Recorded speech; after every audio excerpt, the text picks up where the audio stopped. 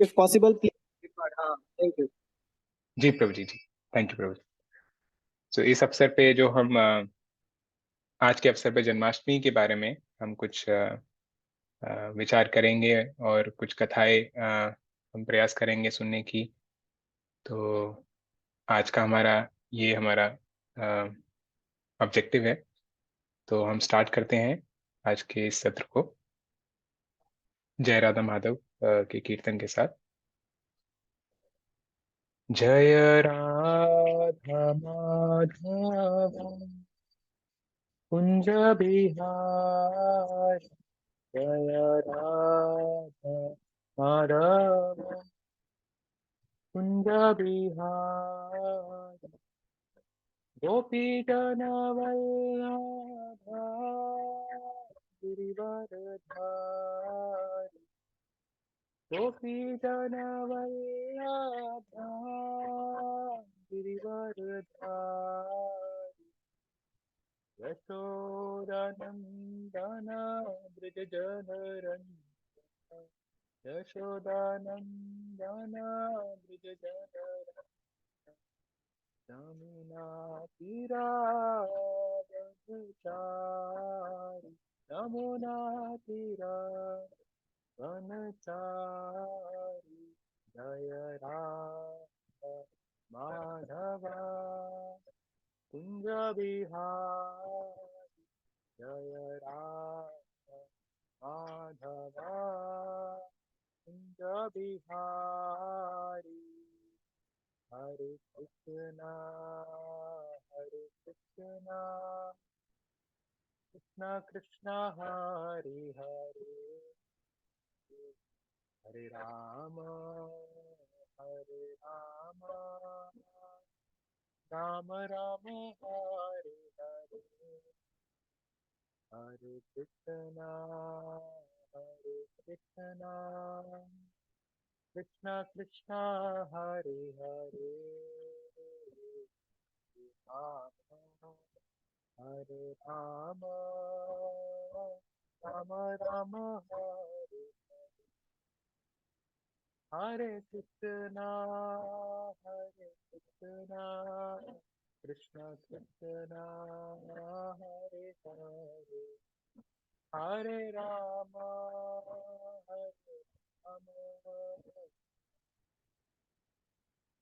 हरे, हरे कृष्णा कृष्णा कृष्णा हरे हरे, हरे राम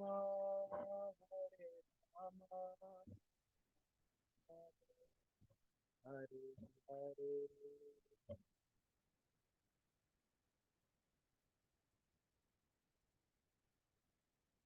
एक बार फिर सभी भक्तजनों का बहुत बहुत स्वागत है आज के सत्र में। हम सबसे पहले शुरुआत करेंगे मंगलाचरण से, ताकि हम सभी आचार्य को भगवान को हम प्रार्थना कर सकें कि हम जो भी आज कथा के बारे में हम विचार करें, जो भी हम सुने, वो हम हमारा शुद्धिकरण कर सके और हमारा उनके कमल चरणों के प्रति प्रेम उत्पन्न हो। ओम अज्ञानतिमिरन्धस्य ज्ञानाञ्जनशलाकया चक्षुरुन्मिलितं येन तस्मै श्रीगुरुवे नमः। श्रीचैतन्यमनोभीष्टं स्थापितं येन भूतले स्वयं रूपा कदा मह्यं ददाति स्वपदान्तिकम्। वन्देऽहं श्रीगुरू श्रीयुतापदकमलं श्रीगुरून् वैष्णवांश श्रीरूपं साग्रजातं सहगणा रघुनाथान्वितं तं सजीवं साद्वैतं सावधूतं परिजनसहितं कृष्णचैतन्यदेवं श्रीराधाकृष्णपादान् सहगणा ललिता श्रीविशाखान्वितांश। हे कृष्ण करुणा सिंधु दीनबंधु जगतपते गोपेश गोपिका कांता राधा कांता नमोस्तुते तप्त कांचना गौरांगी श्री राधे वृंदावनेश्वरी वृषभानुसुते देवी प्रणमामि हरिप्रिये। वाञ्छा कल्पतरुभ्यश्च कृपा सिन्धुभ्येव च पतितनां पावनेभ्यो वैष्णवेभ्यो नमो नमः। जय श्री कृष्ण चैतन्य प्रभु नित्यानंद श्री अद्वैत गदाधर शिवासादि गौर भक्त वृंदा। हरे कृष्ण कृष्ण कृष्ण हरे हरे, हरे राम राम राम हरे हरे। नमा ओम विष्णुपदाय कृष्णप्रेष्ठाय भूतले श्रीमते भक्तिवेदांत स्वामिनिति नामने नमस्ते सारस्वती देवी गौरवाणी प्रचारिणे निर्विशेष शून्यवादी पाश्चात्य देशतारिणे।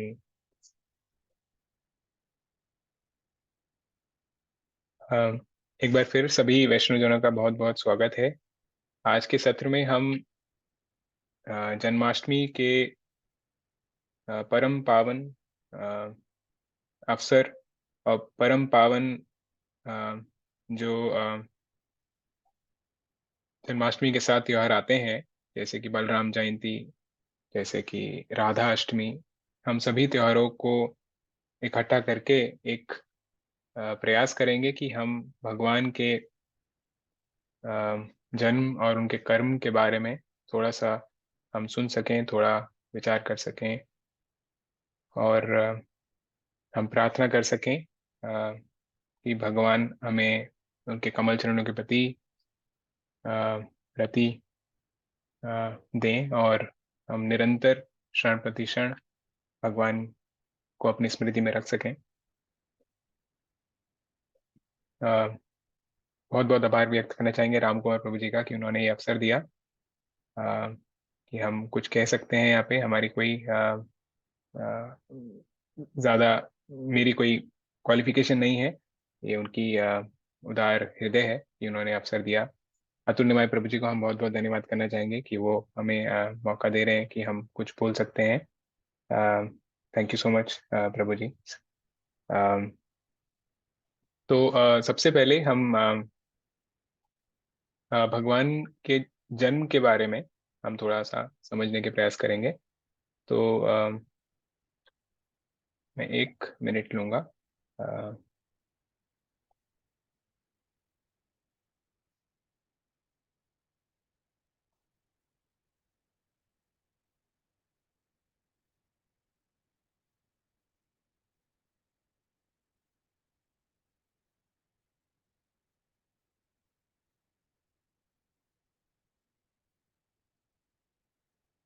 क्षमा चाहते हैं, 1 मिनट। मैं एक इमेज ढूंढने का प्रयास कर रहा हूँ।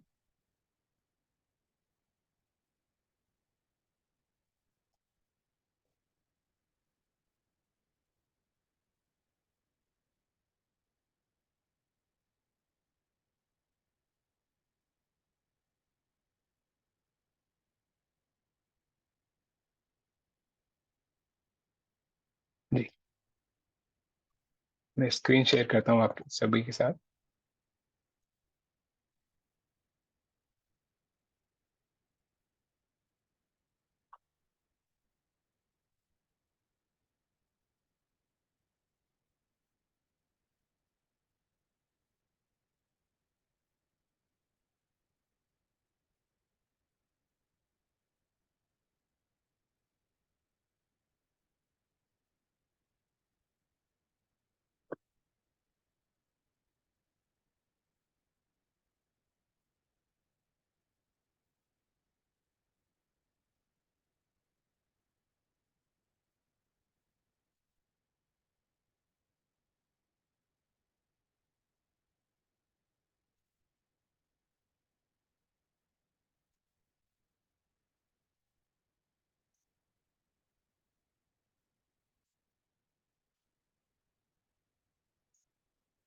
ओके, सो किसी कारण ये इमेज साफ नहीं है, पर हम यहाँ से शुरुआत करते हैं।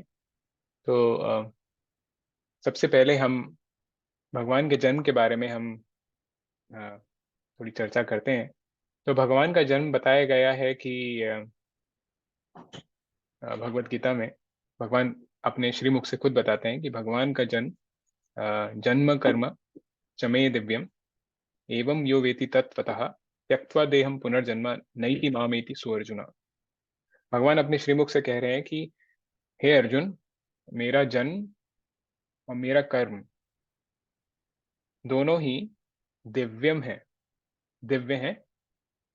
एवं यो वेति तत्वतः, ये जो समझता है, ये वो जीव जो ये समझता है कि मेरा जन्म और मेरा कर्म दिव्य है, और ठीक ठीक समझता है, तत्वतः त्यक्त्वा देहम पुनर्जन्म, त्यक्त्वा देहम, इस देह को छोड़ते समय, पुनर्जन्म, रीबर्थ, नैति, मामेति सोर्जना, नैति वो नहीं लेता है पुनर्जन्म, मामेति मेरे पास, माम कृष्ण कह रहे मेरे पास आता है, माम एति सो अर्जुना, वो व्यक्ति, वो जीव, वो मेरे पास आएगा। वो जीव सिर्फ ये समझने से कि मेरा जन्म और मेरा कर्म दिव्य है, वो मेरे पास आएगा। और ठीक ठीक समझने से, और ठीक ठीक कैसे समझ सकते हैं? ठीक ठीक समझने के लिए हमें अ, भगवान बताते हैं कि ठीक ठीक समझने के लिए भी हमें क्या करना चाहिए। अ, भगवान चौथे अध्याय में 34वें श्लोक में बताते हैं, ये सब आप सभी भक्तन सुन चुके होंगे श्लोक, जो भगवान बताते हैं कि तद्विधि प्रणिपातेन परिप्रश्नेन सेवया, तद्विधि प्रणिपातेन परिप्रश्नेन सेवया उपदेक्ष्यन्ति ते ज्ञानम ज्ञानिनः तत्वदर्शिनः। सो इस श्लोक में भगवान बता रहे हैं कि वो नॉलेज, तत्विधि, वो नॉलेज, कौन सी नॉलेज? जो आपको भगवान के जन्म कर्म के बारे में ठीक ठीक समझाए, वो नॉलेज, वो ज्ञान, तत्विधि, समझिए, आप समझिए किससे? तद्विधि प्रणिपातेन परिप्रश्नेन सेवया। तो कुछ कुछ क्रियाएं भगवान बता रहे हैं यहाँ पे हमें। तद्विधि प्रणिपात, प्रणिपात मीन्स प्रकृष्ट रूपेण निपात, मतलब कि आप एक किसी को, अभी भगवान बताएंगे किसको, पर किसी को आप प्रणिपात करें, प्रकृष्ट रूपेण निपात, तो पूरा सरेंडर करें किसी को। देन भगवान बताते हैं प्रणिपात परिप्रश्नेन, हम्बल, बहुत ही नम्र भाव से प्रश्न करें, और सेवया, सेवा करें।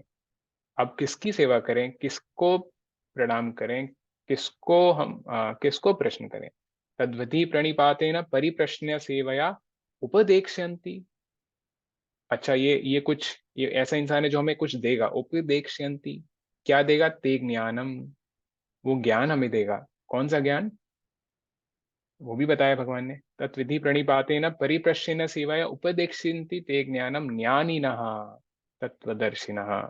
तो ये जो क्वालिटी है, ये जो कैरेक्टरिस्टिक है, ये वो है ज्ञानी, वो ज्ञानी है जो, उनकी कैरेक्टरिस्टिक क्या है?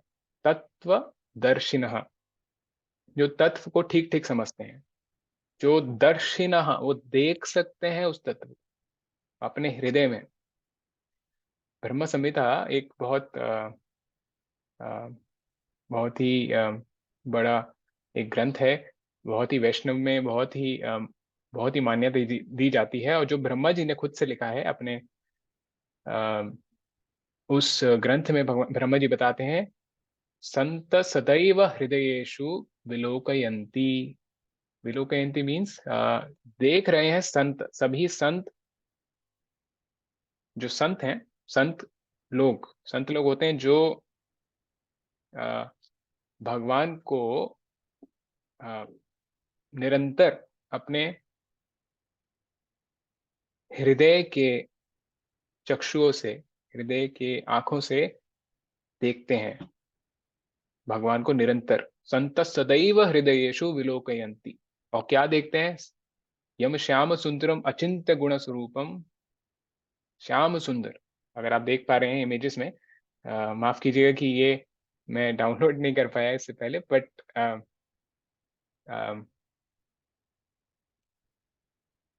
श्याम सुंदर जो है, श्याम सुंदर का स्वरूप जो है, वो भगवान का जो आदि स्वरूप है, जो उनका, आप समझ सकते हैं इंग्लिश में उसको एब्सोल्यूट और ओरिजिनल जो स्वरूप है उनका, अ, अ, वो स्वरूप है। और इसी स्वरूप से सभी सभी भगवान के अवतार होते हैं, सभी उनके एक्सपेंशंस होते हैं। तो वो स्वरूप, श्याम सुंदर स्वरूप, जो वृंदावन में, श्री वृंदावन धाम में भगवान ने जन्म लिया उसी स्वरूप के साथ, वो स्वरूप संत सदैव हृदयेषु विलोकयन्ति यम श्याम सुंदरम अचिंत्य गुण समूह, अचिंत्य गुण के साथ, अचिंत्य इनकंसीवेबल गुणों के साथ भगवान को देख पाते हैं ये संत। और वही संत जो भगवान भगवत गीता में बता रहे हैं चौथे अध्याय के 34वें श्लोक में, तत्वदर्शिना, वो वही संत, क्योंकि वो भगवान को अपने हृदय में निरंतर आ, आ, उनको देख पाते हैं, ठीक ठीक समझ पाते हैं, वही संत हमें समझा सकते हैं, वो ज्ञान दे सकते हैं। और वो ज्ञान जब आप ठीक ठीक समझ जाएंगे तो भगवान बताते हैं कि हम क्या, किस चीज के लिए क्वालिफाई हो जाएंगे। हम हो जाएंगे क्वालिफाई भगवत धाम जाने के लिए। भगवान खुद वो गारंटी दे रहे हैं, एवं यो वेति तत्वतः। अब हमने सरेंडर कर दिया है उस व्यक्ति के प्रति जो वो तत्व को ठीक ठीक समझता है और ठीक ठीक समझा सकता है। और वो करने के बाद तो भगवान खुद बोलते हैं, माम एति सो अर्जुना, वो मेरे पास आता है अर्जुन। इसमें कोई दो राय नहीं है, क्योंकि भगवान का जो वाक्य है, उनके वचन जो हैं, वो सुप्रीम अथॉरिटी है। श्रील प्रभुपाद कहते हैं वो सुप्रीम अथॉरिटी, उनसे ऊपर कोई अथॉरिटी नहीं है। सुप्रीम अथॉरिटी ने कह दिया, अगर president of United states, president of India या प्राइम मिनिस्टर ने कह दिया कि ये व्यक्ति मेरे पास आएगा, तो कोई भी व्यक्ति कितनी पावर लगा ले, वो आएगा ही आएगा वो व्यक्ति उससे मिलने, क्योंकि वो उनकी पोजीशन है। और क्या कहें, क्या कहना जाए, संस्कृत में भक्तजन बताते हैं कि किम उता एक एक लॉज एक वो होता है कि क्या बोलें इस बारे में। जब प्रेसिडेंट ऐसा है, जब प्रेसिडेंट के साथ नहीं हो सकता ऐसा, तो भगवान के साथ क्या, जो प्रेसिडेंट्स के भी प्रेसिडेंट है, तो उनके लिए क्या कहें कि भगवान ने अगर कह दिया कि ये गारंटीड है तो होगा। तो यहाँ हम ये आज समझना चाहेंगे कि भगवान की जो लीलाएं हैं, भगवान का जन्म है, जो कर्म है, क्या वो एक साधारण जीव का जन्म की तरह है या फिर कुछ अलग है। तो हमने भगवान हमें खुद समझाते हैं कि मेरा जन्म कर्म दिव्यम है। तो ये हमें सबसे पहले, हम सभी भक्तों को ये हमें एक एक एक बिल्कुल श्रद्धा पूर्वक हमें ये हमें अपने मन में बिठा लेना चाहिए कि हाँ, मेरे ये जो भगवान के जो जन्म कर्म मैं सुन रहा हूँ ये दिव्यम है। यहाँ पे एक एक साधारण जीव की जन्म के बारे में बात नहीं हो रही है, एक जन्म या कर्म के बारे में बात नहीं हो रही है, जो अभी अतुल में प्रभु जी बताएंगे हमें। तो यहाँ पे हम ये सबसे पहले हमें समझना चाहिए। अब भगवान का जो जन्म है वो किस लिए होता है, तो ऐसे हमें बताया जाता है, हमारे आचार्य बताते हैं कि भगवान जो है वो उनका अ, जो ज्यादातर जो देखा जाता है वो सभी जीवों का, सभी व्यक्तियों का जो जो उनका स्वभाव होता है, जो उनका जो आदान प्रदान होता है भगवान के साथ, वो उनको एक ईश्वर भाव से देखते हैं कि वो मेरे ईश्वर हैं। और ईश्वर हैं जो ईश्वर सभी का पालन पोषण करते हैं, या फिर उन्हें उन्हें अ, उनको उनकी उनकी रक्षा करते हैं। और कुछ जीव हैं जो ये समझते हैं कि भगवान एक एक एक शक्ति है। तो ऐसे बहुत जीव हैं, और कुछ लोग कहते हैं जो भगवान को नहीं मानते, पर वो समझते हैं कि हाँ, एक एक एक कुछ शक्ति है जो चल रही है, जो सब कुछ कंट्रोल कर रही है। पर देखा जाए तो अधिकतर जो व्यक्ति हैं वो ये समझते हैं कि भगवान भगवान है। और वो भगवान, जैसे कि व्यासदेव, श्रील व्यासदेव बताते हैं, वो अ, श्री व्यासदेव के एक्चुअली उनके जो पिता हैं वो हमें समझाते हैं कि उनकी क्या भगवान की डेफिनेशन होती है। भगवान होते हैं जो षट ऐश्वर्यों के साथ संपूर्ण है। तो वो भगवान जो अ, जो सभी व्यक्तियों को का पालन पोषण करते हैं, सभी व्यक्तियों की रक्षा करते हैं, वो भगवान अधिकतर लोगों के लिए भगवान रहते हैं। पर भगवान क्या चाहते हैं वो व्यक्ति नहीं जानते। वो व्यक्ति जो जो ऐसे बहुत ही कम व्यक्ति होंगे जो भगवान को भगवान के भाव के साथ जानते हैं। अब भगवान का भाव क्या है, भगवान का भाव का पूछा पूछा गया था श्रीमद् भागवतम में। जो ऋषि जन है, शौनक आदि ऋषि जो नैमिषारण्य में सब विराजमान थे, वहां पे अ, मैं शायद त्रुटि कर रहा हूँ, शायद नैमिषारण्य नहीं था या सरस्वती था, तो मैं थोड़ा कंफ्यूज हूँ। पर शौनक आदि ऋषि थे। शौनक आदि ऋषि ने प्रश्न किया जो सभी जो सूत गोस्वामी थे, वहाँ के जो हेड थे, उनसे कि क्या क्या उनका रीजन था कि भगवान यहाँ पे आए। तो हमारे आचार्य जन बताते हैं कि भगवान का जो जो एक एक उनका मोटिव था, एक सेल्फिश मोटिव था। भगवान भी सेल्फिश हो जाते हैं। भगवान का एक सेल्फिश मोटिव था कि वो चाहते थे कि मैं अपने भक्तों के साथ वो आदान प्रदान करूं जो मैं अपने गोलोक धाम में नहीं कर पा रहा हूं। ऐसा ऐसा भी हो सकता है कि भगवान भी कुछ चाहिए, जबकि वो संपूर्ण है, प्योरेस्ट, वो प्योर है, वो फुल है, हर चीज में फुल है। मतलब उनका उनके साथ कुछ भी घटता नहीं है। वो इतने इतने ब्रह्मांड अपने उनके शरीर से निकल रहे हैं, फिर भी वो पूर्ण रहते हैं। ये भगवान होते हैं। पर भगवान भी कुछ चाहते हैं। भगवान को एक एक पिता के रूप में देखना बहुत अच्छी बात है, और देखना भी चाहिए। पर उसमें क्या होता है कि श्रील प्रभुपाद बताते हैं कि, और हमारे आचार्यजन भी बताते हैं कि कैसे भगवान और जीव का जो रिलेशन है सिर्फ पिता का संबंध से अगर रह जाता है, तो क्या होता है कि पिता और पुत्र का संबंध एक ऐसा संबंध होता है जिसमें पिता हमेशा पुत्र की का पालन करता है। पर भगवान इसके अलावा चाहते हैं कि मुझे मेरा कोई पालन करे। जैसे आप देख पा रहे हैं इस इमेज में, ये दाएं हाथ पे, तो कैसे ये जो गोपियां हैं, यशोदा माई हैं, कि कैसे पालन कर रहे हैं, उनका उनका अभिषेक हो रहा है। तो ये जो अ, भाव है भक्तों का कि मेरा कोई पालन करे, मेरा कोई प्रोटेक्शन करे, ये जो भाव है, ये भगवान चाहते थे कि वो वृंदावन धाम में, श्री वृंदावन धाम में वो प्रकट हुए। तो हमें ये समझना चाहिए, एक तो भगवान जन्म नहीं लेते हैं, उनका जन्म दिव्यम है। और भगवान इसे भगवत गीता में भी समझाते हैं कि मैं अपने ही स्वरूप से आता हूँ, और अपने ही विल से, मेरी खुद की वो स्वराट है उनका।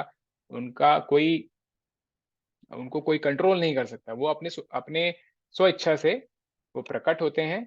और किस लिए प्रकट होते हैं कि उनका एक एक रीजन है, उनका एक सेल्फिश मोटिव है कि मुझे मेरे भक्तों के साथ मुझे आदान प्रदान करना है, मुझे ऐसे भक्तों के बीच में आना है जो मुझे भगवान के रूप में नहीं देखते।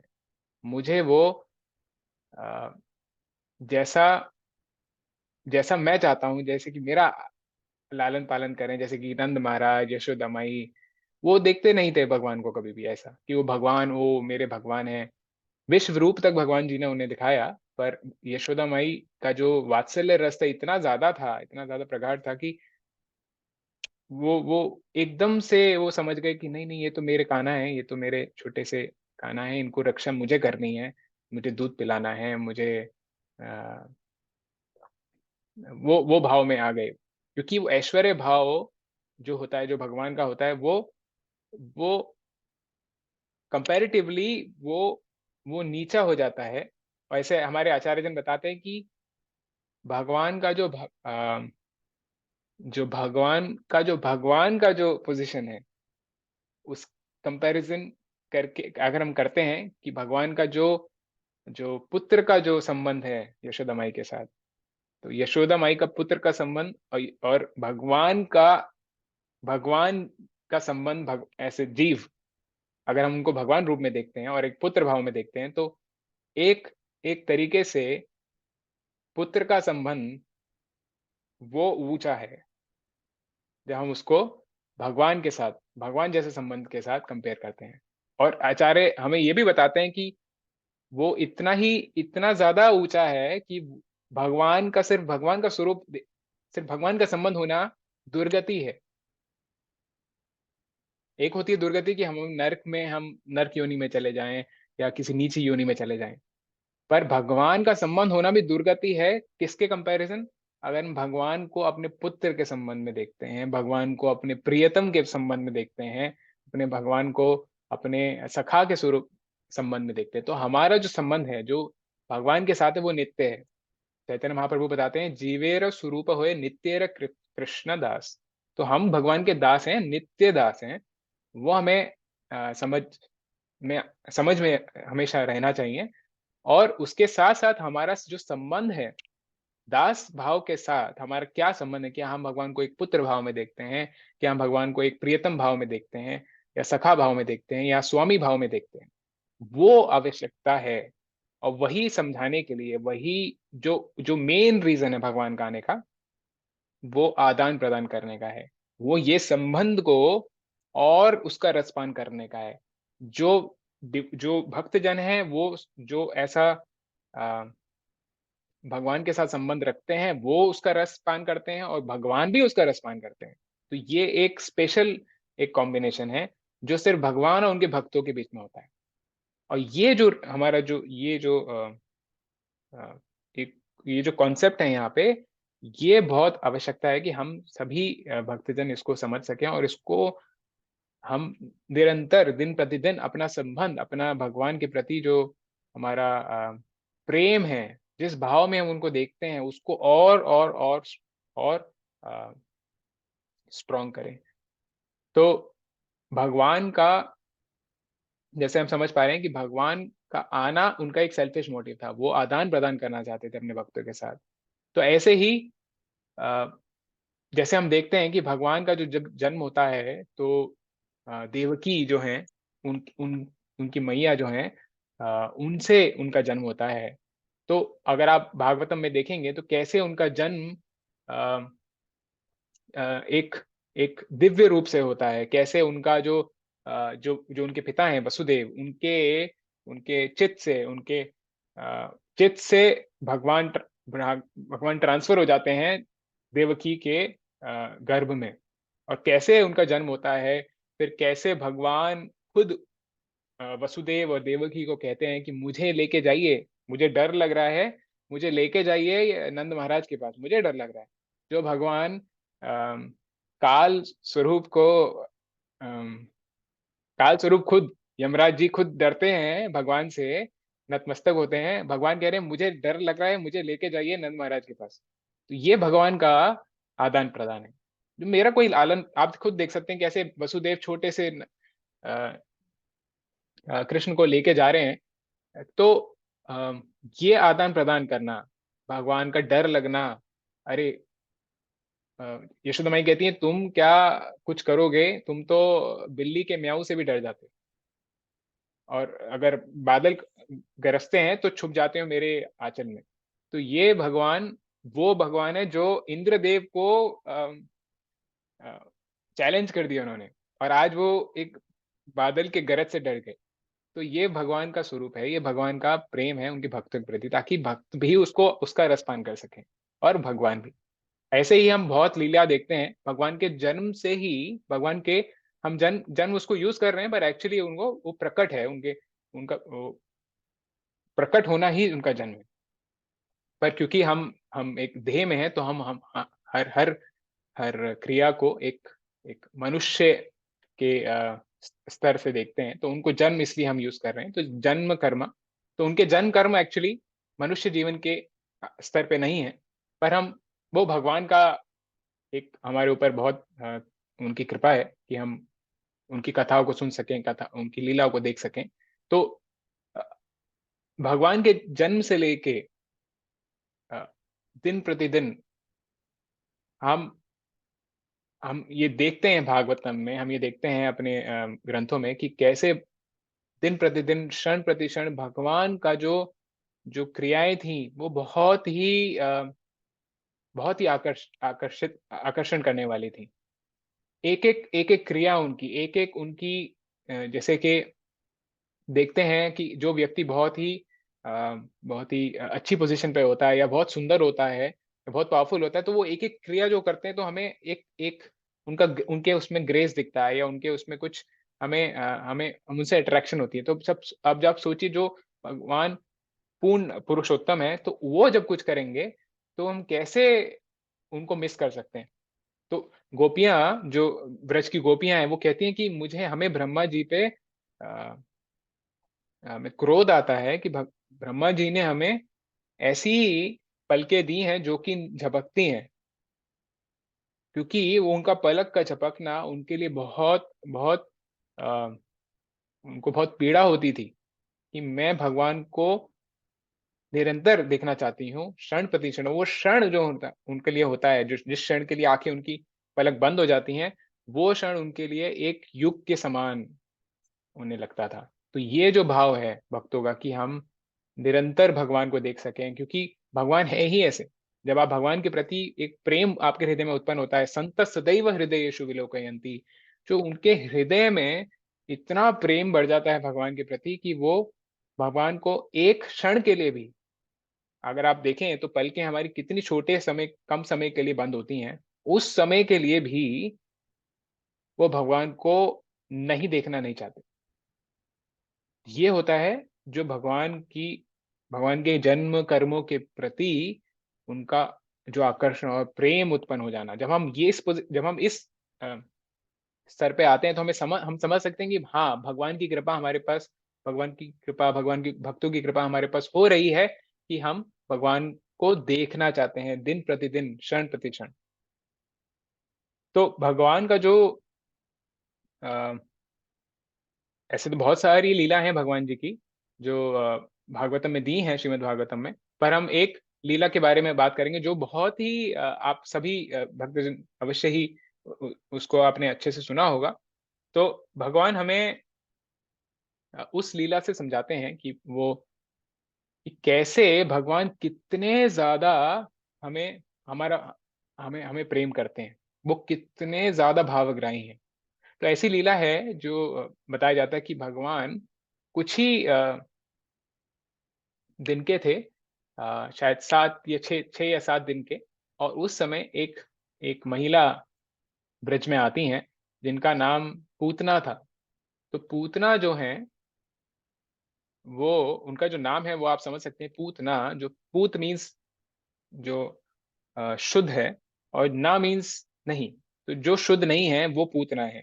तो वो पूतना महिला, वो कंसा के कहने पे भगवान को, श्री श्याम सुंदर को आ, मारने के लिए उनको वो टास्क दिया जाता है कि आप ये भगवान कृष्ण को मार दीजिए। क्यों मार दीजिए? क्योंकि कंसा को, जो कंस थे, जो देवकी, अभी हमने बात करी, तो देवकी जो कृष्ण की मदर हैं, उनके भाई थे। तो वो, उनको ये डर था, क्योंकि एक आकाशवाणी के कारण उनको ये डर था कि ये जो 8वां पुत्र है, जो कृष्ण भगवान है, वो उनका वध करेंगे। तो वो चाहते थे कि ये पूतना भगवान का वध कर दे और मैं सुरक्षित रहूं, मैं जीता रहूं। पर भगवान का जन्म हुआ और कंस को पता चला कि भगवान का जन्म हो चुका है और ये वृंदावन में है।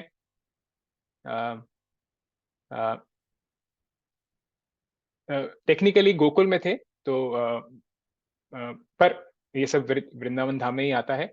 तो कैसे हम इस पे अ, देख सकते हैं कि कैसे भगवान अ, को मारने के लिए ये पूतना महिला आती हैं।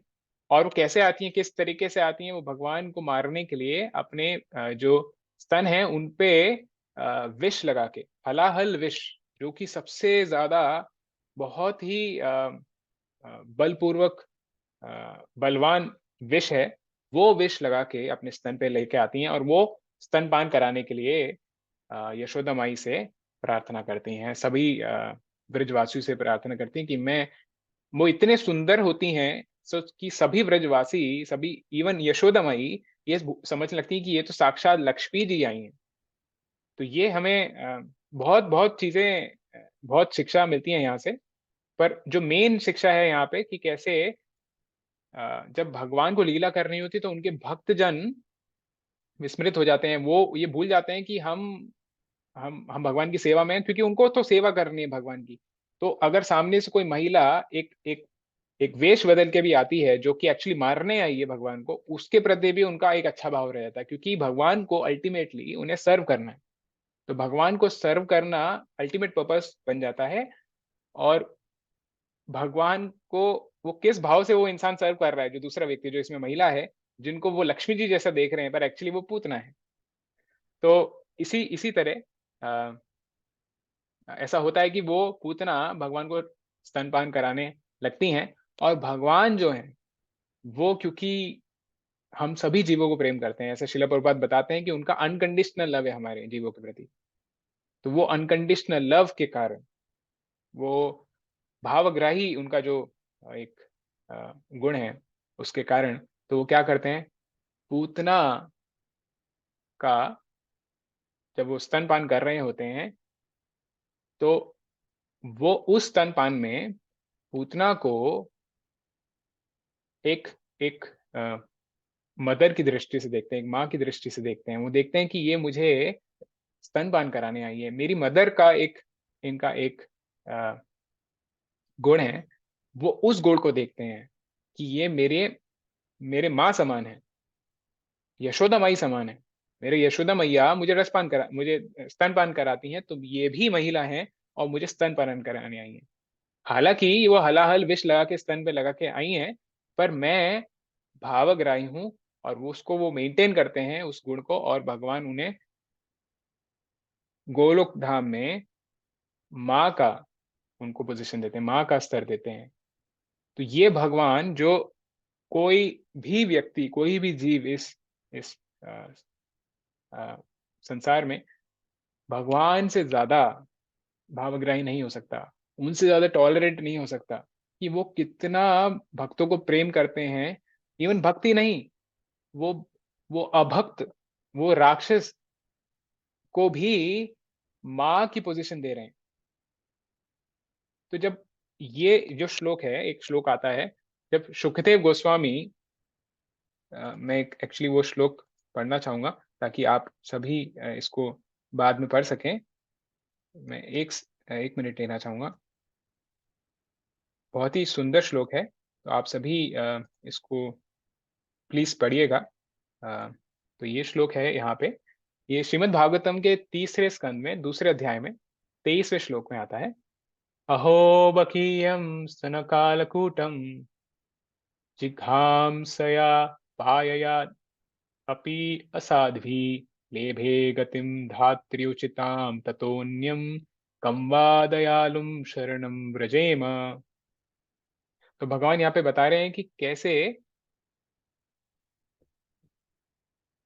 जो भगवान है, कि क्या पोजीशन है भगवान की, वो इतने ज्यादा दयालु हैं कि उन्होंने पूतना जैसी राक्षसी को अपना माँ का उनको पोजीशन दी।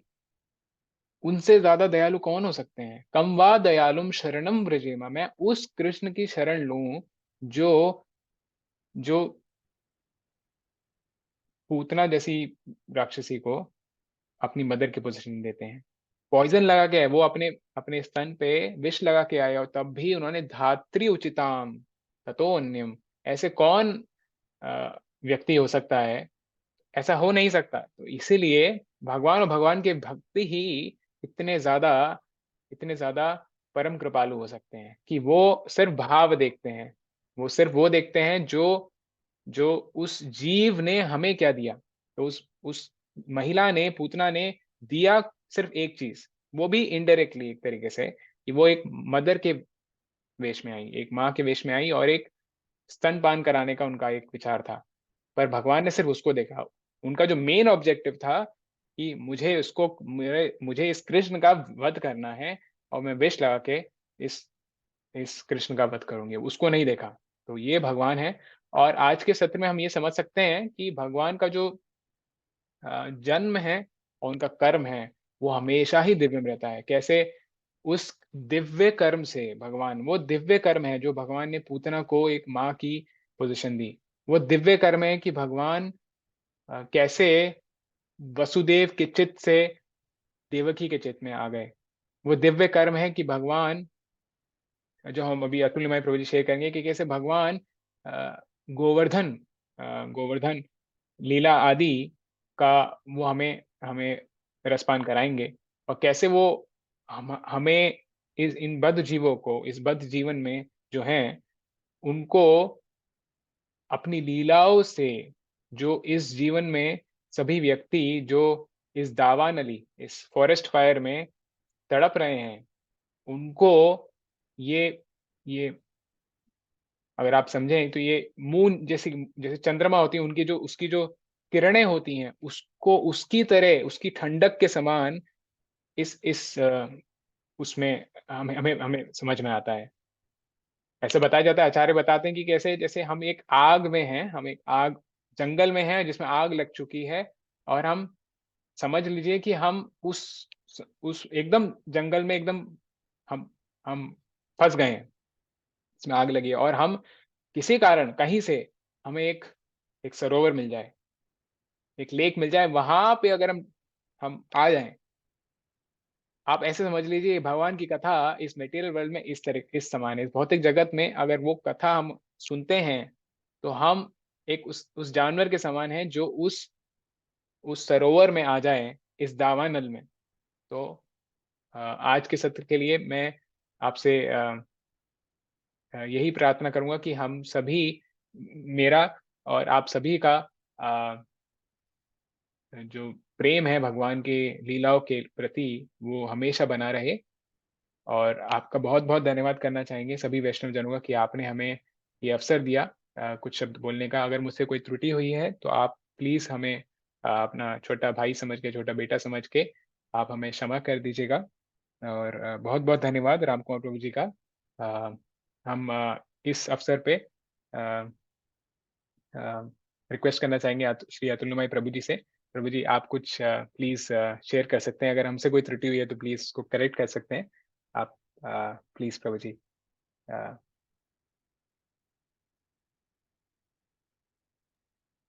हरे कृष्णा प्रभु जी। हरे कृष्ण प्रभु जी। आप धन्यवाद। बहुत अच्छे से इस लीला का वर्णन किए और आपने बहुत हाई स्टैंडर्ड भी सेट कर दिया है। नहीं, नहीं प्रभु जी। थैंक यू प्रभु जी। मेरे लिए तो मुश्किल है वहां तक जाना, लेकिन आपने फिर भी बहुत अच्छा बोला प्रभु जी। धन्यवाद प्रभु जी, आपके आशीर्वाद के लिए। हरे कृष्ण।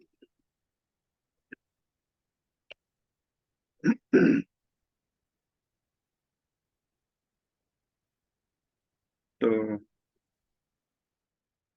इसमें जैसा कि सुगंध राज प्रभु जी ने पूरा अच्छे से एक्सप्लेन कर ही दिया है सब कुछ भगवान के जन्म और कर्म के बारे में।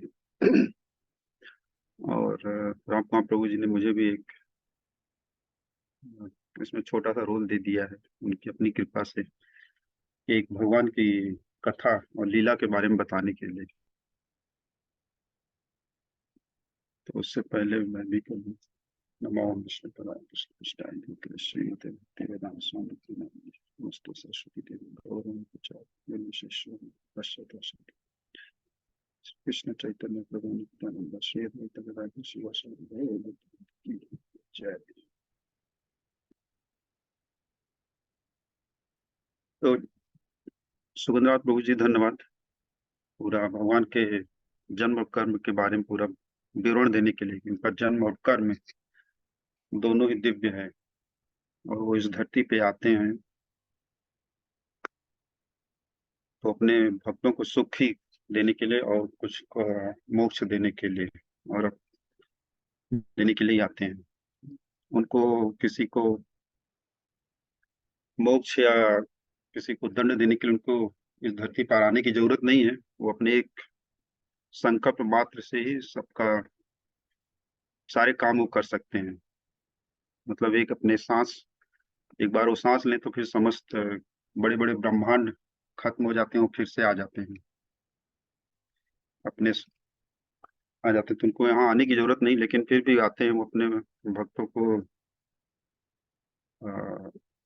और उनको भक्तों का साथ देने के लिए। क्योंकि जो भी वृंदावन में है अभी इस समय या उस समय जो थे, वो बहुत बड़े ऋषि मुनि थे जो बहुत योगों योगों से तपस्या कर रहे थे, उनकी भक्ति कर रहे थे उनका साथ पाने के लिए।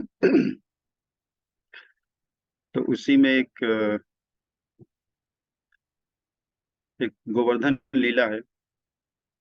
और ये लीला जब हुई थी जब भगवान लगभग 7 साल के थे।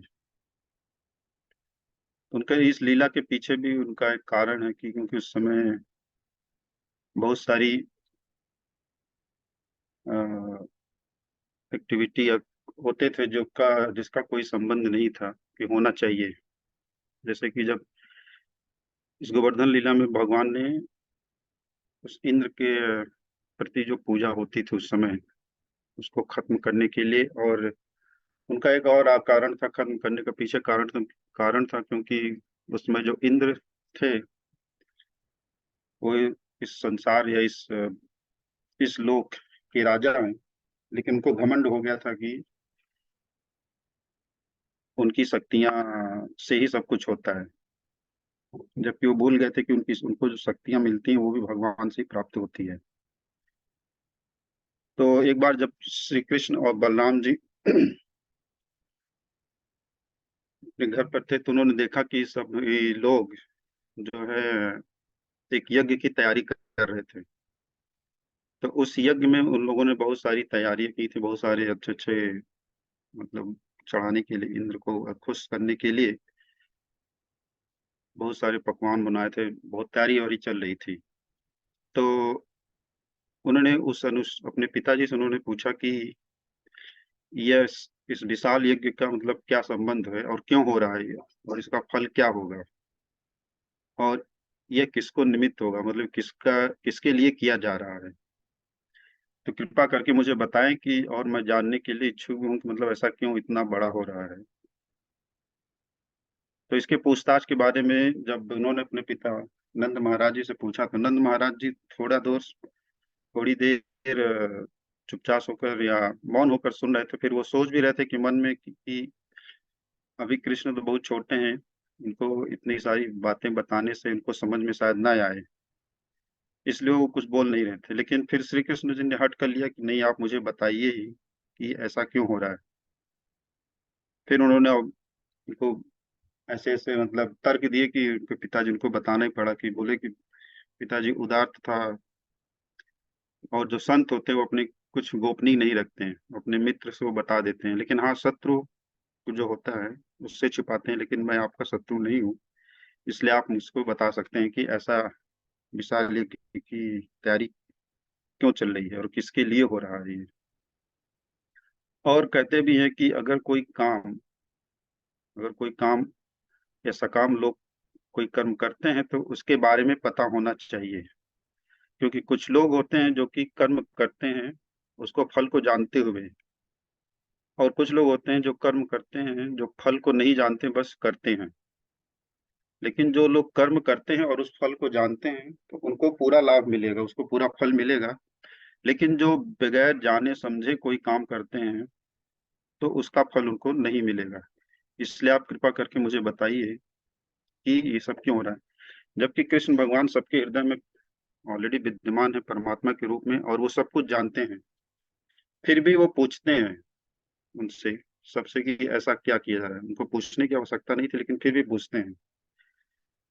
तो ये सब जो तर्क श्री कृष्ण ने दिया नंद महाराज को, तो उन्होंने फिर उनको उत्तर दिया, मतलब बताना शुरू किया कि यह जो पूजा या यज्ञ होने जा रहा है इंद्र देव की, ये बहुत पुराना और परंपरागत है, इसलिए हमें इसको करना चाहिए।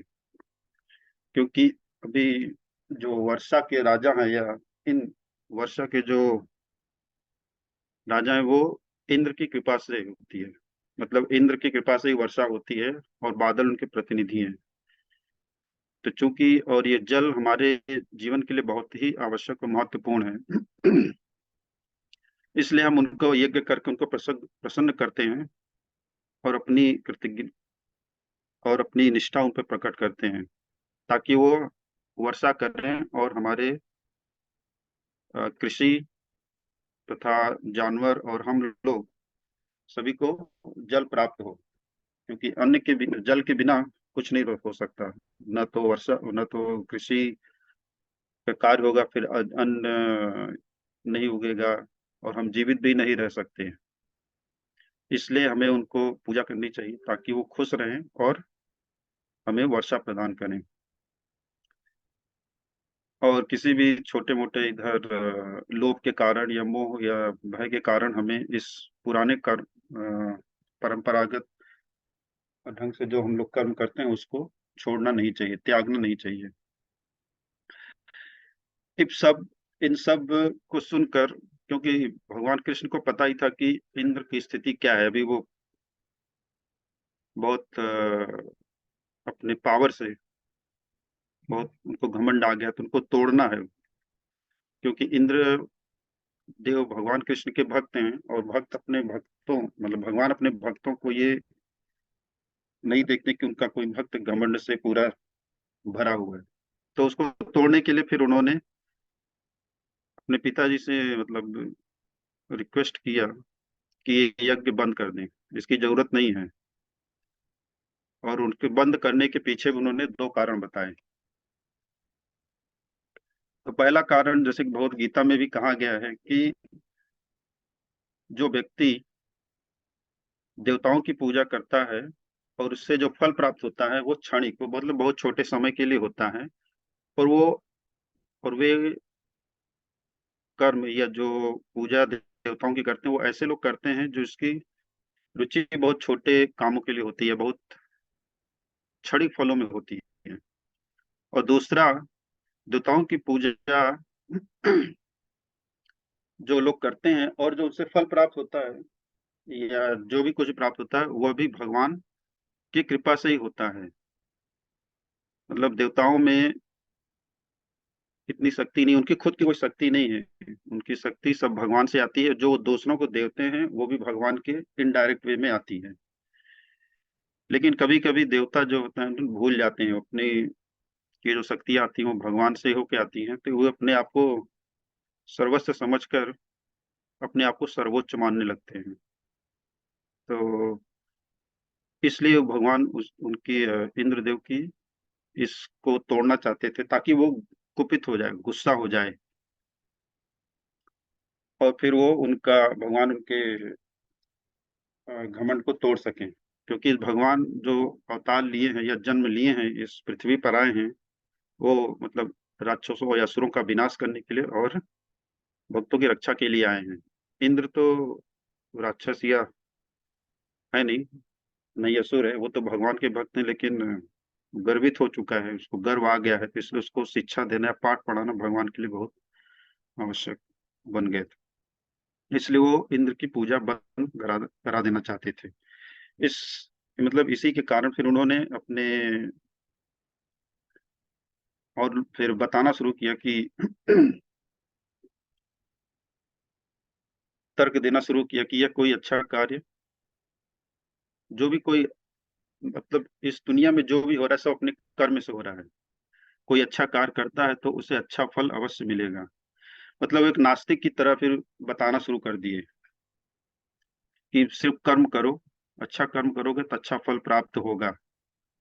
और भगवान या देवता की पूजा करने से अगर हम अच्छा कर्म नहीं करेंगे तो फल प्राप्त नहीं होगा। मतलब कर्म करना ही करना है, पूजा की आवश्यकता नहीं है। अगर कोई मनुष्य कर्म नहीं करेगा तो फल नहीं मिलेगा। देवता या ईश्वर पूजा करने के बजाय मनुष्य को चाहिए कि वो अपने कर्तव्यों को ध्यान दे, और इसी तरह इस प्रकार अवश्य उसे फल प्राप्त होगा। फिर भगवान कृष्ण और बताने लगे कि कृषि कार्यों मतलब जो भी सफलता के लिए देवताओं की पूजा आवश्यक नहीं है। हमें जो कर्म मिलते हैं या जो हमारे साथ हो रहा है हमारे पूर्व कर्म के अनुसार होता है, इसमें देवता का कोई वो नहीं है। अब उसी तरह अगर हम इंद्र की पूजा नहीं करेंगे तो भी वो हमें वर्षा प्रदान करेंगे। क्योंकि इंद्र तो वैसे जगह भी वर्षा प्रदान करते हैं जहाँ की कोई जरूरत ही नहीं, जैसे कि समुद्र। समुद्र में वो वर्षा प्रदान करते हैं जिसकी आवश्यकता नहीं है, लेकिन फिर भी वहां पे वर्षा होती है। इसी प्रकार हमें अपने कर्म को अच्छी तरह से करना चाहिए, ताकि और उसके अनुसार हमें फल मिलेगा, अवश्य मिलेगा।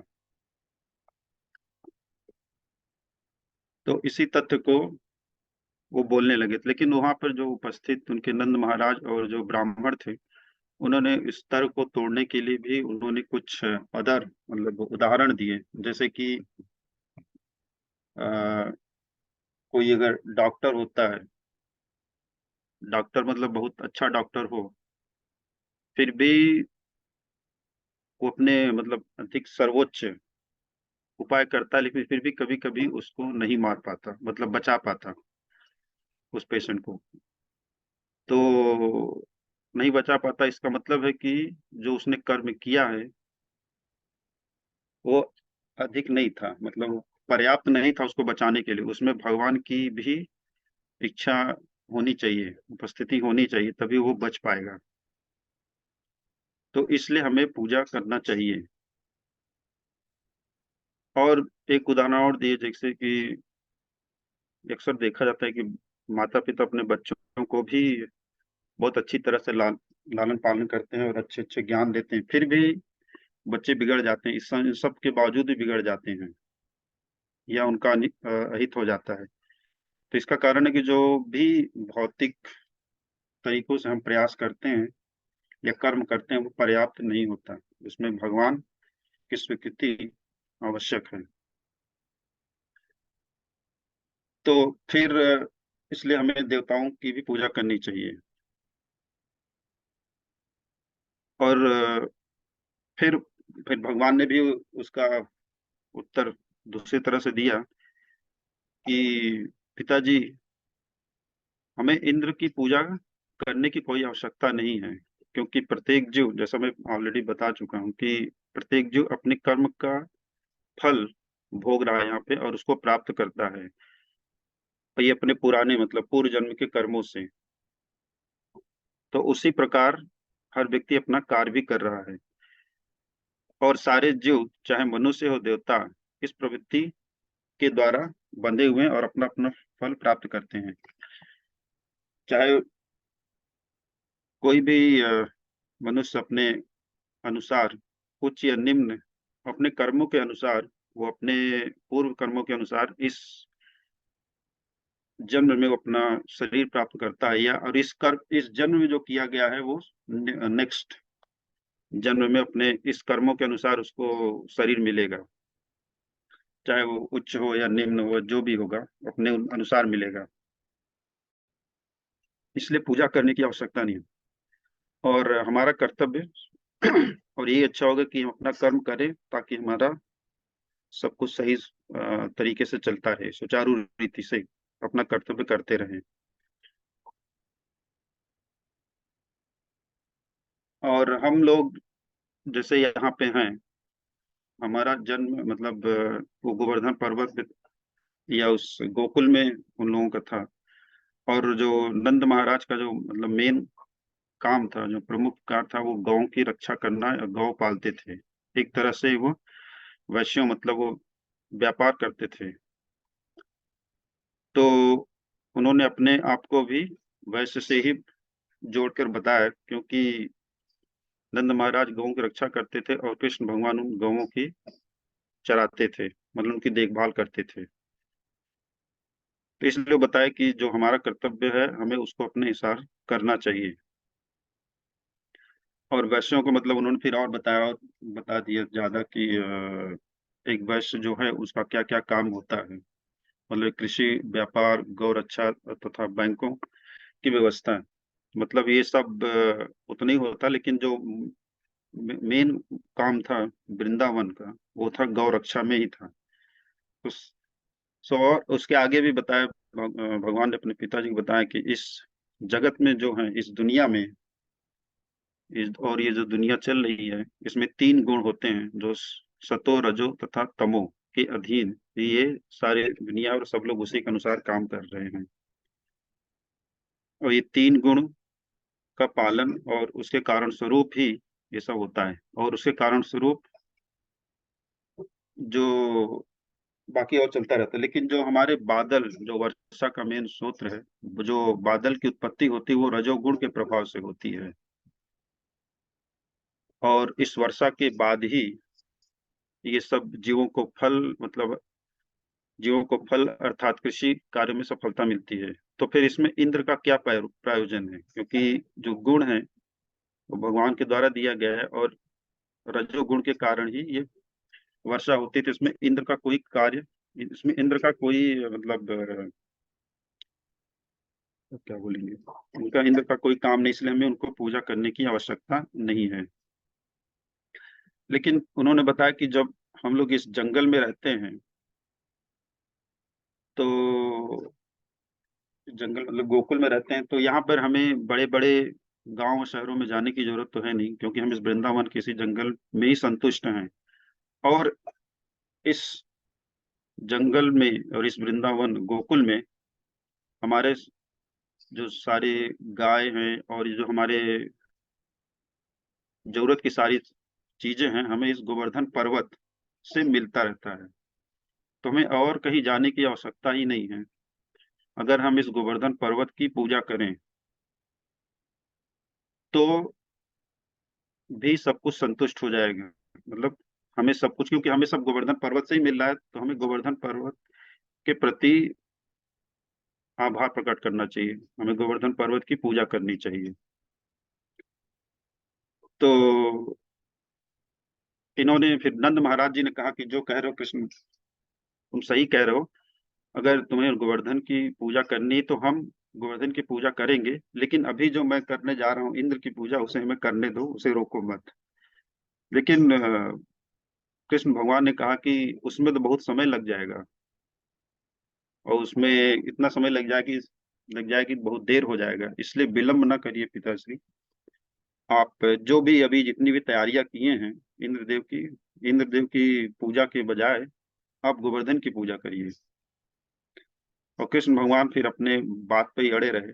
फिर अंत में नंद महाराज को पीछे हटना पड़ा, और फिर उन्होंने पूछा कि अच्छा ठीक है, कैसा करना चाहते हो, मतलब पूजा किस और यज्ञ किस तरह करना चाहते हो।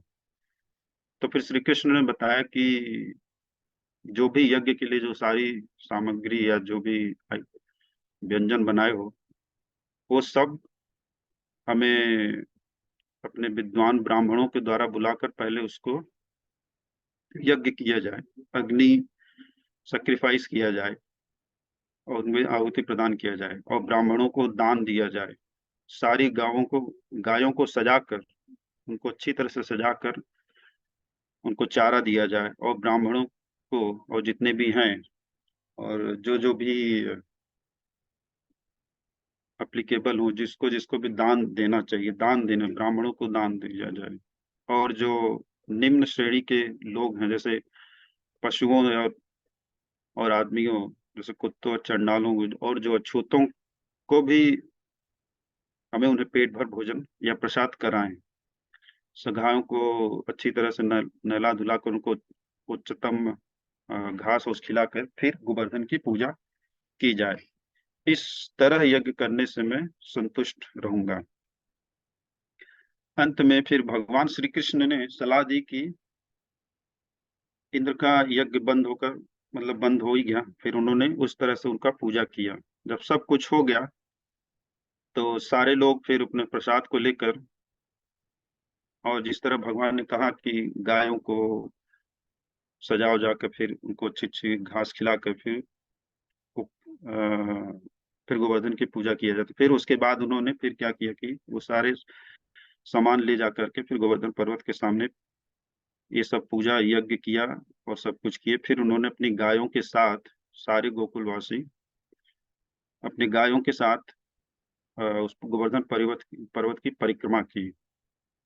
तो कुछ लोग पैदल सकते थे पैदल चले, जिनको नहीं चल सकते तो बैलगाड़ी में बैठकर श्री कृष्ण की लीलाओं का, मतलब फिर वो कीर्तन करने लगे। इन सब एकत्रित फिर उन्होंने पूरा पूजा वूजा हो गया तो फिर वापस आए। जब सब कुछ वो हो गया, ये परिक्रमा कर लिए, तो फिर भगवान श्री कृष्ण ने अपना दिव्य स्वरूप उस गोवर्धन पर्वत में भी दिखाया। तो ये सब देखकर वृंदावन वासी जो थे वो समझ गए कि श्री कृष्ण और गोवर्धन पर्वत दोनों एक ही हैं, अभिन्न हैं। और उस तरह से फिर जब वो देखे तो फिर भगवान ने, जो गोवर्धन पर्वत को सारे व्यंजन अर्पित किए गए थे, फिर भगवान ने भी उसको स्वीकार किया और खाने लगे। इस प्रकार फिर फिर यहाँ से मतलब हो गया, गोवर्धन पर्वत की पूजा समाप्त हुई। फिर यहाँ से फिर इंद्रदेव तो कुपित हो ही गए थे। तो फिर उसके आगे की कहानी आपको भी पता है कि फिर ये बहुत वर्षा की, मतलब सारी कहानी पता था, लेकिन बस हम लोग रिपीट कर रहे हैं फिर से वही कहानी, क्योंकि कहते हैं कि भगवान की लीला को सुनाना और सुनना और बार बार सुनना सुनाना इस जगत में एक शक्ति प्रदान करता है, तो जो कि हमेशा से चलता आ रहा है और वही हो रहा है अभी भी। तो फिर इंद्रदेव ने अपने मतलब उस पर उसका नाम तो नहीं याद है, आपको पता है प्रभु जी उस बादल का क्या नाम था? अ, जिसने बहुत 7 दिन और 7 रात तक बारिश की थी, मतलब फिर इंद्र ने वो दिया था, आदेश दिया कि उन्होंने मेरा पूजा नहीं किया तो इसलिए उनको दंड भोगना पड़ेगा, क्योंकि उस समय तक इंद्र जो था बहुत घमंडित था, तो इसलिए वो भगवान को भी पहचान नहीं पाया। तो फिर 7 दिन और 7 रातें तक कंटिन्यूअस बारिश होती रही, जिससे कि पूरा वृंदावन गोकुल में पूरा पानी भर गया था। तो फिर उन्होंने गोवर्धन पर्वत उठाकर अपने सारे गोकुल वासियों को उसके नीचे आने का बोला था, तो 7 दिन 7 रात तक वो कंटिन्यूअस फिर वहीं पे लीला करते रहे, अपनी सबसे छोटी वाली उंगली से उठा करके। जब बाद में सब ये सब समाप्त हो गया, तो फिर इंद्र को अपने कर्मों पर बहुत दुख हुआ, फिर आए वो भगवान से माफी मांगे, तो भगवान ने उन्हें माफ कर दिया, क्योंकि इंद्र की उस गलती से उस 7 दिन और 7 रात तक सारे गोकुलवासी भगवान के समीप रहे, उनके हमेशा उनके समक्ष रहे। बस इसी के साथ मैं एक कहानी समाप्त करूंगा। धन्यवाद राम कुमार प्रभु जी और सुगंधराज प्रभु जी, आपने पूरा बेस पहले ही तैयार कर दिया था, हमें तो बस उस पर चलना था। हरे कृष्णा।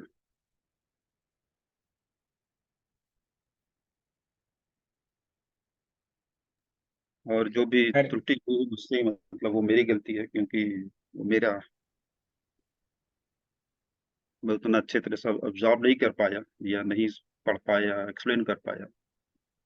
लेकिन जो भी बोला मैंने अपने गुरु या प्रभुपाद की बुक से पढ़कर ही बताया, उसमें मेरा कोई योगदान नहीं है। हरे हरे कृष्ण। कृष्ण प्रभु जी, थैंक यू सो मच प्रभु जी, आपने इतने अच्छे से पूरी लीला, गोवर्धन पूजा की लीला का अ, हमें स्मरण कराया।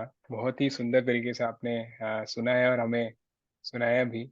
आपकी स्मृति बहुत ही हम ग्रेटफुल हैं कि आपने इतना डिटेल में पर्सनली मैंने इतना डिटेल में नहीं सुना था जी गोवर्धन पूजा, आज जितना आपने इतने अच्छे से समझाया। नहीं प्रभु जी, वो तो मैंने पढ़ा था बस, वो भी याद नहीं। बहुत ही सुंदर प्रभु जी। सो प्रभु जी, रामगोपाल प्रभु जी कॉल पे नहीं है, तो अगर आप चाहें तो प्रश्न ले सकते हैं प्रभु जी, अगर भक्तों का कोई प्रश्न हो कुछ क्षण के लिए, जैसा आप बताएं प्रभु जी। आपकी आवाज नहीं आ रही प्रभु जी। अब कोई प्रश्न हो पूछ सकते हैं, मगर हो सकता है मैं उसमें असमर्थ रहूं बताने में, तो राम कुमार प्रभु आएंगे वही एक्सप्लेन करेंगे। या तो आप करिए प्रभु जी। मैं रिक्वेस्ट करूंगा सभी वैष्णव जन से जो इस कॉल पे हैं, अगर आपका कोई प्रश्न हो तो मैं प्रभु जी से या कोई और चर्चा या कोई कमेंट आपका, तो प्लीज आप पूछ सकते हैं। अगर कोई भी हमसे त्रुटि, कोई मुझसे त्रुटि हुई हो, आप करेक्ट कर सकते हैं प्लीज। आप अपने आप को अनम्यूट कर सकते हैं और प्रश्न कर सकते हैं। यस प्रभु। हरे कृष्णा प्रभु जी, विक्रम बोल रहा हूँ। हरे कृष्ण प्रभु जी। इंद्र जो है, ऐसे ही मतलब एक बात मुझे याद आ गई कि इंद्र को उनके कृष्ण के या विष्णु जी के बड़े भाई के रोल भी माना जाता है।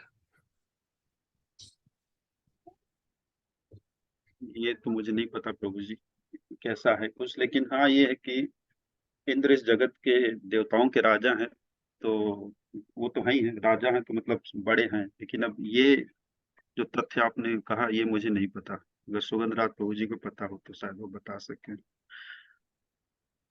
हरे कृष्णा विक्रम चाचा जी। सो बस एक जो आपने सुना है प्रभु ठीक बिल्कुल सुना है चाचा जी। वो उपेंद्र नाम से भगवान होते हैं। तो जो वामन देव आए थे हमारे, वामन देव अवतार हुआ था, वो एक्चुअली जो अदिति हैं, अदिति जो माता है, उनके पुत्र थे। उनके 12वें पुत्र थे भगवान वामन देव।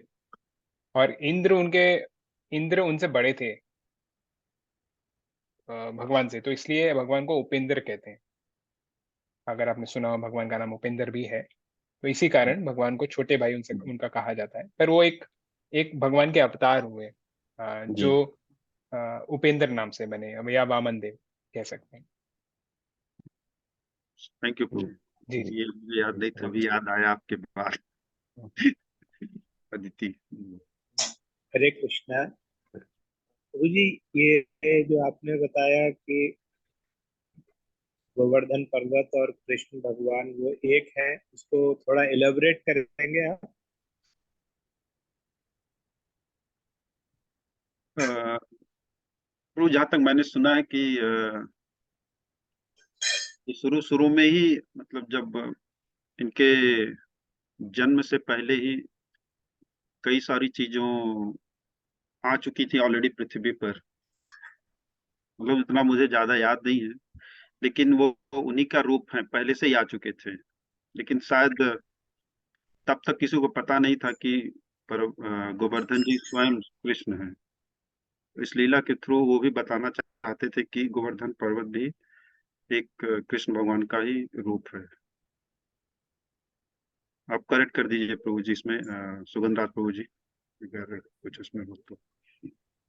नहीं प्रभु जी, इस में तो आप ज्यादा बता सकते हैं प्रभु जी। हम यही सुना है प्रभु जी, कुछ ऐसी सभी लीला आचार्य हुई से। थी जी पास्ट में भी कि वो खुद ही थे, मतलब वो खुद आए थे वहां पर। जी जी प्रभु जी। गोवर्धन को जैसे हमारे आचार्य जन बताते हैं कि वो, उनको हरिदास कहा जाता है। तो वो हरि के दास हैं, और हरि का भी एक उनका एक रूप है, स्वरूप है उनका।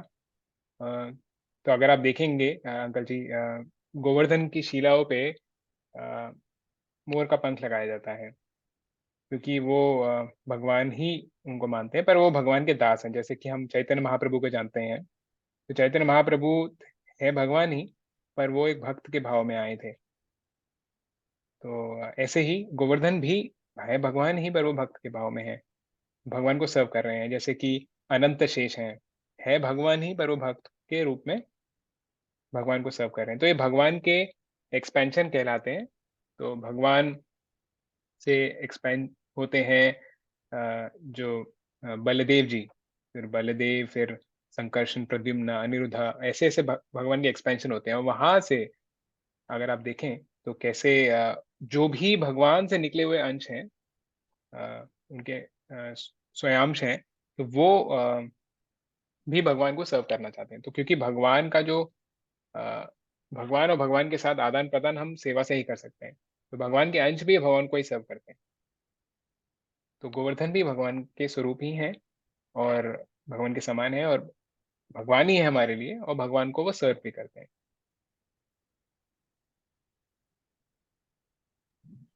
थैंक यू प्रभु। हरे कृष्णा।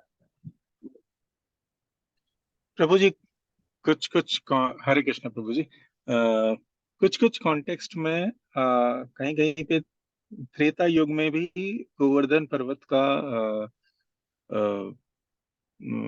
विषय आता है, जहाँ पे ये बताया गया था कि भगवान एक्चुअली हनुमान जी ने गोवर्धन पर्वत को भी उठा के वो ला रहे थे। कॉन्टेक्स्ट मुझे पूरी तरह से याद नहीं आ रहा है, मगर कहीं पे उनको फिर बीच में रुकना पड़ा और गोवर्धन पर्वत को उन्होंने व्रज भूमि पे स्थापित कर दिया। तो फिर जो उस समय गोवर्धन पर्वत को भगवान श्री राम से मिलने का मौका नहीं मिल पाया, और फिर ऐसा कुछ कहा जाता है कि फिर बजरंग बली ने ही ये बात कही कि आप आपको द्वापर युग में वो श्री कृष्ण के रूप में दिखेंगे।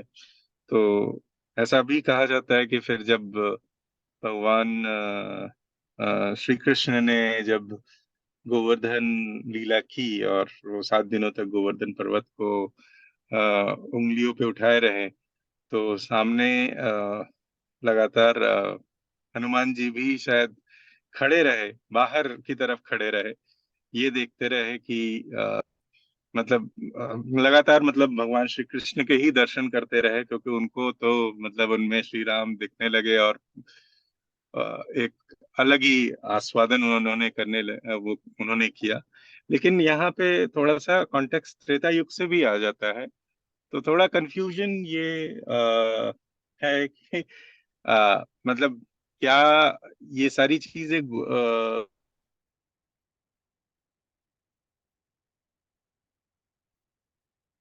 जो पहले से आ गई थी, जैसे आप कह रहे, फिर यमुना मैया और वृंदावन, ये सारी चीजें तो गोलोक से ही आई हुई हैं। तो क्या ये बहुत ही पहले से मतलब त्रेता युग से ये पूरा आ गया था, मतलब ऐसा कुछ था कि it is kind of multiverse की अलग अलग जगह की अलग अलग कहानियों के रूप में है, ऐसा कुछ है? कोई कोई टिप्पणी? I don't know, may be इसमें। ये प्रभु जी आप बोले ना कि अ, हनुमान जी लेकर आए, ये तो नहीं मुझे पता कि कौन लेकर आया, लेकिन हाँ ये आ रहे थे बीच में, रख दिया गया, इतना मुझे याद है, बाकी चीजें नहीं याद है। लेकिन हाँ ये सारी चीजें बहुत पहले ही आ गई थी, मतलब ये सब पहले ही वहां से मतलब स्पिरिचुअल वर्ड से इस दुनिया में आ गए थे, इस धरती पर आ गए थे। लेकिन कब आए इसका मुझे ज्ञान नहीं है। जैसा कि आपने कहा कि त्रेता युग में भी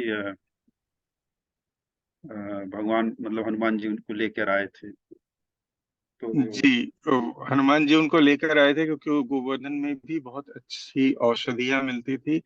ऐसा ही कुछ कॉन्टेक्स्ट रहा कि वो जब युद्ध चल रहा था, युद्ध कांड के समय ही वो, ऐसा भी कहा जाता है, जो कि शायद वशिष्ठ रामायण या उसका पार्ट है, मैं देख के बताऊंगा, कंफर्म करूंगा, लेकिन शायद ये वशिष्ठ रामायण का पार्ट है, not part of Valmiki Ramayana और रामचरितमानस। बट वशिष्ठ रामायण जो कि ऋषि वशिष्ठ ने, मतलब भगवान श्री राम के जो गुरु थे, उन्होंने इसको लिखा था और स्वयं श्री राम को भी सुनाया था। भगवान श्री राम इसको शिष्य की तरह बैठ के सुन रहे थे अपने गुरु वशिष्ठ से। हो सकता है प्रभु सही कह रहे हो। लेकिन यहाँ ये भी कि उस समय जब वो खुद आए थे, मतलब जिस समय गोवर्धन पर्वत जा रहे थे, उसमें बहुत ही विशाल था, बहुत ही बड़ा था उस समय। लेकिन वो समय के साथ साथ धीरे धीरे मुझे कुछ जी ऊपर भी बताए थे प्रभु जी की हर साल या हर युग में कितना वो कम होता जाएगा, धरती के नीचे चला जाता है, मतलब धंसता जाएगा। और अभी देखेंगे तो जो गोवर्धन पर्वत की जो हाइट है बहुत ही कम रह गई है, लेकिन अब पहले बहुत विशाल था। और जो आप कह रहे हैं शायद वो जी। सही भी हो।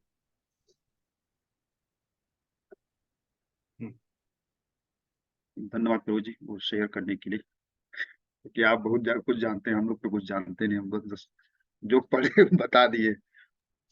प्रभु जी जानते कैसे, सही बताए तो मैं डॉट्स को कनेक्ट करने की कोशिश करता हूँ, और भी जानने की इच्छा होती है, क्यूरियोसिटी तो डेफिनेटली। एंड आप लोगों से सुन के, आप लोगों से ये चीजें जान के बहुत ही बहुत सारा ज्ञान प्राप्त होता है, बहुत अच्छा लगता है इन सब चीजों में। थैंक यू प्रभु जी for enlightening us. Thank you प्रभु जी फॉर थैंक यू सुगंधराज प्रभु जी, अतुल टॉलरेटिंग। प्रभु जी, and everyone. Thank you so much. बहुत बहुत धन्यवाद देवेंद्र प्रभु जी आपके प्रश्न के लिए, और अतुल प्रभु जी आपके उत्तर के लिए। अ, और कोई भक्तजन जो कोई प्रश्न है आपके पास या कोई टिप्पणी आपकी, आप शेयर करना चाहेंगे?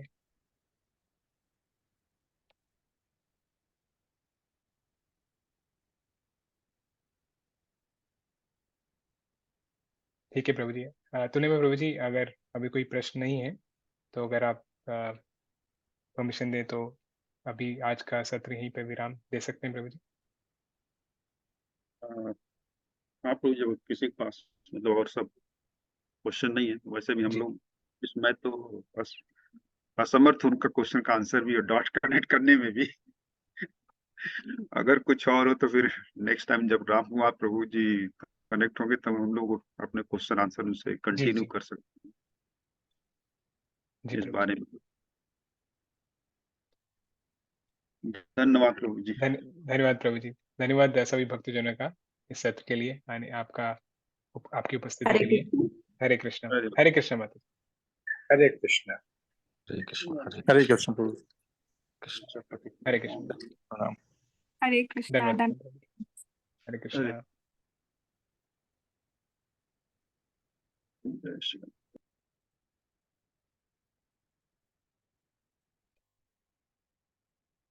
हरे कृष्णा अंकल जी।